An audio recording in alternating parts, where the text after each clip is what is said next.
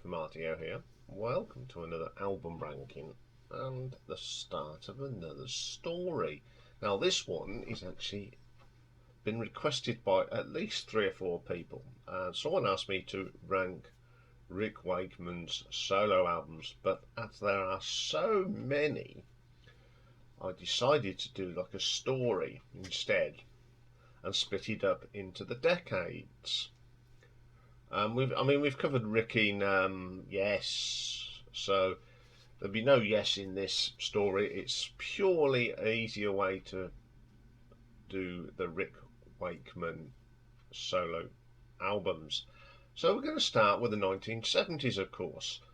During the 70s, he released 9 albums. There's a bit of controversy on one of them. Do they say it's his first one, or is it an album that he played on? Well, it's been promoted as his first album when it was re-released.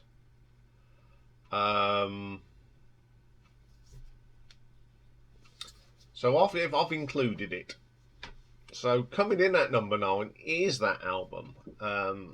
Released in 1971, it's called Piano Vibrations. As I said, it was promoted in its re-release as the first studio by Rick Wakeman, but Rick himself doesn't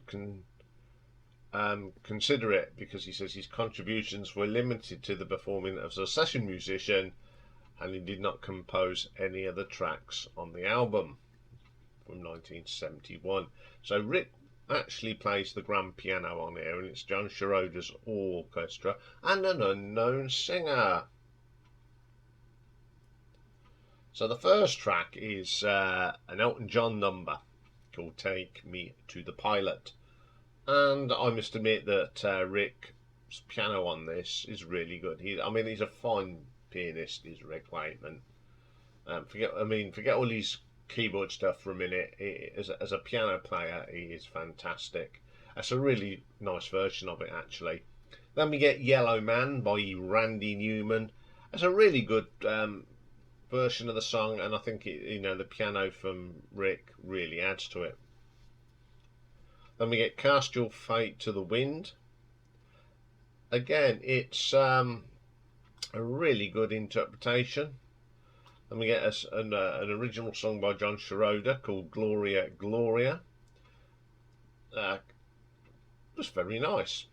That's what I can say about it. Your Song, another Elton John song, and we got someone sing on in it. I don't know who it is, but it just doesn't sound right. You know when you get these songs that people cover and go, oh no, it just doesn't have the same thing to it, and this one is one of them. Then there's a version of Delta Lady on there, another John Schroeder song, A Picture of You. I just don't like this. Home Sweet Oklahoma, it's an alright version. Fire and Rain, James Taylor number, it's a very nice version. And the best track on here is a track called Classical Glass, which is done by Mason Williams, and I think Rick does a fine job playing the piano, the guitar bit on the piano. Very, very good. Let's say it's not an official Rick Wakeman album. It's the first thing I've got by him. There's some really nice compositions on here, but some of them are a little bit suspect. So I'm going to give this one an RTO ranking of 5 out of 10. Okay, then coming in at number 8, we have got Rick Wakeman's very first soundtrack album that he done. He's done many in his career, and this is Lisztomania. It's he did a lot of work with Ken Russell. It's a musical biographical film about Hungarian composer Franz Liszt. So we've got Rick Wakeman on the keyboards, David Wilde on the piano to the Lizier. I think it's Lizier, isn't it? Not Liszt, Lizier. So I'm not very good on these words. He does the piano. Roger Daltrey turns up on this, sings a few songs. Linda Lewis sings on here. Paul Nicholas as an actor-singer. And we've got the National Philharmonic Orchestra, George Miche and John Forsyth the English rock ensemble. First track on here is called Rhapsody Chopsticks Fantasia, which is a Wagner and Lisztomania sort of thing put together. It's really good how they put this together. It's okay. Love's Dream, nice vocal here from Roger Daltrey. Nothing wrong with that. Dante Period, a very short piece of music, typical of the Rick Wakeman 70 keyboard sound. Really good. It's my favourite bit on this album, actually. Then we got the Orpheus song. It's pleasant, nothing wrong with it. And then we got High Hell, bit rocky. Sounds a little bit something like off the first ELO album with that cello, a bit weird. Then we get Hibernation, just a bit of a fanfare, nothing special. Excelsior song, this is a bit funky 70s style music. Master Race, interpretation, a very short interpretation of a Wagner piece. Rank, Pillage and Clap. I'll give Rick his due. He knows how to do a nice bits of a classical with a little bit of style and funk. Really, it's not too bad. Then we get Funerales. It just proves what a great pianist Rick is on that. Then we got the free song Hungarian Rhapsody. This is like using the modern keyboards of 1975. I mean, it sounds a little bit dated now, but at the time it wasn't. It sounded really good. Then we get Peace at Last. It's okay. It's an album of it's a soundtrack. Now, I'm not a great fan of Ken Russell films, so I've never seen this, and I don't particularly want to. But there are some nice little pieces on here, and I'm going to give this an RTO ranking of 6 out of 10. Okay, then coming in at number 7, an album released in 1979. So it's the 9th and last album of the 70s for Rick, and it's Rhapsodies. On here we've got Rick Wakeman on the keyboards, of course. He does some singing, which is another thing we don't talk about. Nico Ramsden on the electric guitar, the one and only Tony Visconti on acoustic guitar and engineer. Well, he wouldn't do anything else but engineer as well. Bruce Lynch on the bass and Frank Gibson Jr. on drums and percussion. First track is called Pedra de Gava. It sounds very dated, but I love the sound they got. But I don't think this track is actually tested through the time. It's sort of, you can tell it's very 70s, but it's an interesting piece. Then we get Frontline. This is a great piece of prog music, some great keyboard swirls and little interpretations from Rick. Really good track. Then we get one of Rick's little quirky tracks, and it's called Bombay Duck. Certainly a little fun, quirky thing that Rick does. I don't mind this. Then we get Animal Showdown. Yes, we have no bananas. Another short piece, quite quirky, using all the Moogs and synthesizers of the day. Then we get Big Ben. There's some great keyboard runs in this. I really like this. It's got that wizardry of Rick Wakeman on that really strong track. Then we get an interpretation of George Gershwin's Rhapsody in Blue. Very good. Very, very good. I like the piece of music anyway. It was arranged by Tony Visconti, and it's a very, very good version. We got some weird stuff on here, and here's one of it called Woolly Willy Tango. It's got some really good keyboard quirks again. Then we get The Pulse, which is a very nice piece of music. Then we have a thing called Swan Lager, which is music taken from Tchaikovsky's Swan Lake and Grieg's piano concerto in A minor. arranged and adapted by Rick. Very cleverly done. My favourite piece on this album. I like how he's combined the two songs and intertwined them. Fantastic. Now, as this is a double album, we've got side 3 coming up. Opens up on side 3 with his version of March of the Gladiators. It's a nice tune, and he does a good version of it. Then we get Falcons de Neige, Rick playing some wonderful stuff on this. Fantastic. The Flasher, lots of keyboard runs and swirls. Very, very good. The Palais, lovely piano work on this from Rick. I love listening to his piano work, without a doubt. Side 4, we've got Stampede. This is very proggy. It's a very proggy short piece, really good. Seahorses, very gentle. Half Holiday, sort of hasn't aged well. It's alright. Summertime, a really nice version of this piano piece by Rick, doing the classic song. I think some of Rick's playing on here is fantastic. Some of it hasn't stood the test of time, but it's very dated, but it's still very good to listen to. So I'm going to give this an RTO ranking of 7.5. Okay, then coming in at number 6. This is his 7th album of the 70s and his 2nd soundtrack, and it's called White Rock. It was the soundtrack to a 1977 documentary film about the 1976 Winter Olympics that were held in Innsbruck, Austria. So we've got Rick Wakeman playing Moog synthesizer, Steinway grand piano, the Mellotrons on here, Manda pipe organ, computer piano, and all sorts of the Hammond organ, and St Paul's Cathedral choirs on here, and Tony Fernandez, who's done a lot of drumming with Rick on as well. Opens up with the title track, which is called White Rock. More wizardry stuff from one of the greatest keyboard players of all time.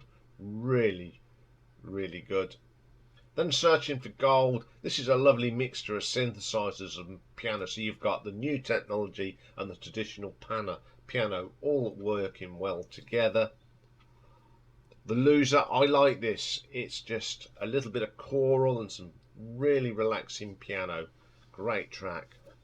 The Shoot, lovely piece of piano here with a bit of flute. Really good.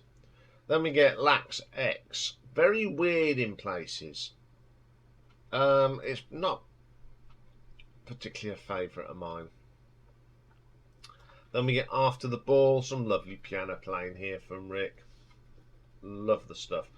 Then we got Montezuma's Revenge, which is a traditional song, and it's got all the fun and gaiety of Rick Wakeman on that. And the last track is called Ice Run, which is the best track on the album. It's just pure prog of the time, and it really is brilliant. The keyboards on here is just Rick Wakeman in full flow. I think I've seen this at some point, because I like sports sort of documentaries anyway, and I think I have seen this, and I remember the music. I thought, this is good, and I didn't really realise it was Rick. So I'm going to give this one an RTO ranking of 8 out of 10. Okay, then coming in at number 5, we have the 6th album of the 70s, released in 1976, called No Earthy Connection. On here he's got himself, he's playing all the usual pianos and some Moogs. Got Ashley Holt doing the vocals, Roger Newell on bass guitar, John Dunsterville acoustic and electric guitars and mandolin, Tony Fernandez as ever on the drums, Martin Shields on trumpets and flugelhorns and French horns, Reg Brooks on trombones and etc. Okay, first track on here is a long piece that's split into quite a few pieces, 5 pieces, and it's called Music Reincarnate. First one's easy called, it's just called Part 1. Very dramatic start, lots of keyboard noises, some church organ, some trumpet, really sort of sets the scene. Then we get the Maker. This is the typical thing that Rick was doing at this period in his career. Great keyboard runs, some really good guitar work and trumpets, some great drumming from Tony Fernandez, really good. Then the Part 3 is called The Spaceman. It starts off with running water, and it really makes you really want to go off and go to the toilet. You know when you're really running water and it makes you want to go. So always empty your bladder before you listen to this. It's very proggy, some really nice keyboards in it. I quite like that track. Part 4 is called The Realization. The vocalist Ashley Holt's good on here. Some great trumpet on here and brass. It's just very dramatic. I like that sort of thing. And the last part is called The Reaper. It's very weird, very progressive, and I love it. Then we get my favourite track on the album called The Prisoner. Again, it's just great progressive music with the added value of brass in it. Some sort of King Crimson sort of sound as well. I quite like that. Then we get The Lost Cycle, which is a mixture of progressive rock and disco and horns. It's not too bad. Very interesting album this is. It's got some great stuff on it. I mean, Reincarnate was a very ambitious piece. It's got some highs and lows, but on the whole, it's a really good listen if you're really into intricate sort of jazzy fusion. It's very much of a fusion album to me. So I'm going to give this an RTO ranking of 8.5. Okay then, coming at number 4. We get to 1977 now, and this is the 8th release of the decade for Rick, and it's Criminal Record. Got some really interesting people on here. So you got Rick, and then he hired a certain bass player to play a few tracks called Chris Squire. Wonder who he's from. And then he's got a drummer called Alan White, the brilliant Alan White. We've got Frank Ricotti on percussion. And then the vocals on one track is a certain Bill Oddie from the Goodies and Birdwatchers Extraordinaire. First track on here is called The State of Justice. Love this. You've got three main components of Yes playing on this. Well, we got Rick, Wakeman, Chris Squire and Alan White. You've got the engine room of Yes, and it's brilliant. I love this track. It really harks back to their days to get Yes together. Then we get this little quiet thing with the piano. Crime and Passion. Alan White plays on this. You remember like he played on Imagine. Very similar sort of thing. Very gentle tappings. Great stuff from Alan White. It's a really good track. Chamber of Horrors. My favourite track on here. Why? Alan White, Chris Squire. That bass line is terrific from Chris. Throw in the keyboards from Rick. It's just a brilliant track. Really like that track. Then we get the Birdman of Alcatraz.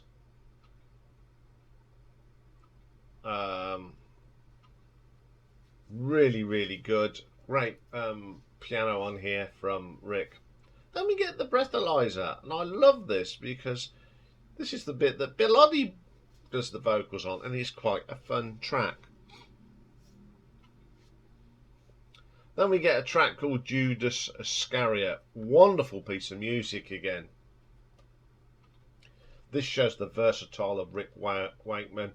The keyboards are great. You've got piano, swirls, delicate bits. It's a fantastic track. Second favourite track on the album. A great album. Not a bad track on this at all. I think this is one of the most underrated albums in the Rick Wakeman catalogue on a whole. And I'm going to give this an RTO ranking of 9 out of 10. Top 3, tough, because I love these albums. They're just brilliant. So coming in at number 3 is the 4th album of the decade from 75, and it's the Myths and Legends of King Arthur and the Knights of the Round Table. Got Rick on synthesizers and keyboards and grand piano, Gary Pickford Hopkins as the lead vocals, along with Ashley Holt. Jeffrey Crampton plays guitars, Roger Newell on the bass, Barney James on drums, John Hodgson on percussion, the New World Orchestra, the English Chamber Choir, and the narrator on this is Pipe, also known as Ian Lavender. So the first track on here is Arthur, the dramatic start about the sword, really gets you into this legend. Some fantastic keyboard stuff from Rick, of course, and the lovely English chamber choir as well. Really strong track. Then we get The Lady of the Lake. This is only a little 45-second thing, and it's just a nice piece from the English chamber choir. Third track is Guinevere. I like this. It's got some Moogie keyboards, and I just love the sound of the Moog synthesizer.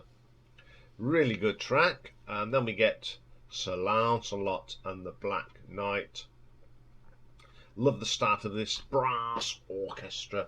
It sounds something really like a Hollywood dramatic epic from the 30s and 40s. And then it goes straight into some great prog, and it's some really wonderful keyboards from Rick. Then we get my favourite track on the album, which is Merlin the Magician. This starts off with some lovely choral from the choir. Then you get the rock coming in with the prog mixed in, some swirly keyboards, brilliant stuff. Then we get Sir Galahad, just like Merlin. You get that really lovely choral start. I don't like the vocal on this, but the music is fantastic. The Last Battle, a nice piece of music here, some great piano work from Rick. This is the follow-up to the album we'll be talking about very soon. I don't think it had the same impact, but I still love this album, and I'm going to give this an RTO ranking of 9.4. Okay, then coming in at number 2, we have the second. It's his first official album, but it's actually the second one that he was involved in the 70s as a solo artist, and it is The Six Wives of Henry VIII. Again, we got some great people on here joining Rick. Bill Bruford, drums on this, percussion Ray Cooper, Dave Cousins, who he does a lot of work with, made a few albums with him. We'll talk about that in another episode. Electric banjo, Chaz Cronk on bass, Barry D'Souza drums on Catherine Howard, Mike Egan guitars, Steve Howell from Yes on guitar as well, Les Hurdle on bass on one of the tracks, Dave Lambert, Laura Lee on Anne Boleyn, Sylvia McNeil on Anne Boleyn, Judy Powell, Catherine of Aragon, Frank Ricotti, Chris Squire is on Catherine of Aragon, Barry St John, Catherine of Aragon. There's loads of people on here. Lisa Strike vocals on Catherine of Aragon. Alan White appears on here. Lots of Yes people, really good. Opens up with Catherine of Aragon, great piece. Great drumming from Bill Bruford on here, with the added touches of Chris Squire on the bass. Great piano here as well. And then you have Steve Howe. So you've got practically Yes doing this, and it is brilliant. Love that track. Then we get Anna Cleves. Swapping over from Bill, in comes Alan. Still as great. It's great. Great drumming. Great keyboards from Rick.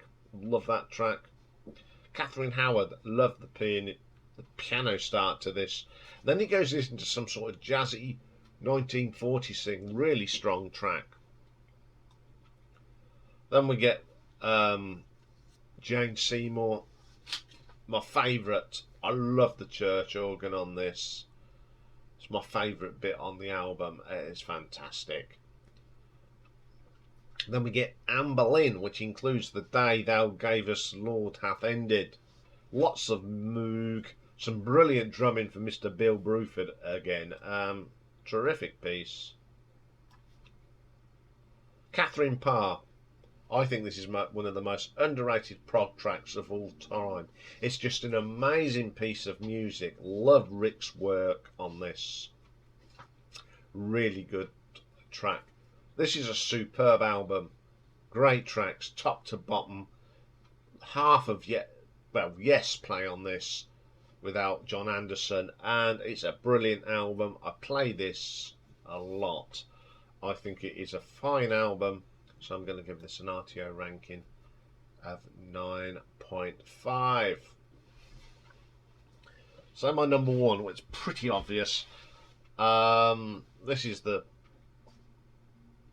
second album, about his third release of the 70s. So recorded live at the Festival Hall in 74. It's the journey of the to the centre of the earth. Based on the book, of course, from 1864. For those that don't know, it's a fictional novel that tells the story of Professor Lynbrook and his nephew Axel and their guide hands, and they follow a passage to the centre of the earth, discovered by Arne Sukerman, an Icelandic alchemist. So we've got Rick Wakeman on here, Gary Pickford Hopkins, Ashley Holt, Mike Egan, Roger Newell, Barnaby James, David Hemmings does the narration, and the choir's on here. This is just split into two bits. That first part is the journey and the recollection. I love the main theme to this. David Hemmings' narration is pretty cool. I love the piece in the middle. It's actually called 4 Miles. It's really funky. And the storytelling is brilliant on it, and it just flows beautifully. Then the second side is the battle in the forest. Again, it's just brilliant. The first side is the best side for me, but the second side is dramatic. Especially the battle bit is really good. And then you get brass, and then to the end you get the Hall of the Mountain King coming in.